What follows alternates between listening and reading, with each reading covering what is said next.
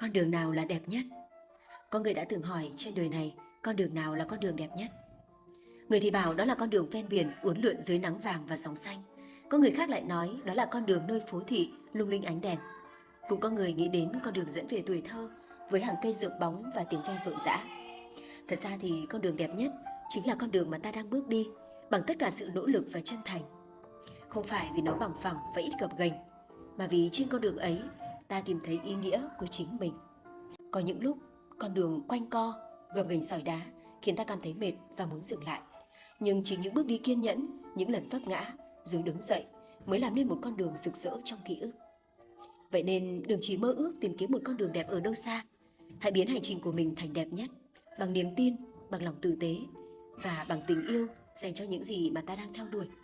Bởi vì con đường đẹp nhất không phải nơi ta đã đi qua, mà là nơi ta tìm thấy chính mình.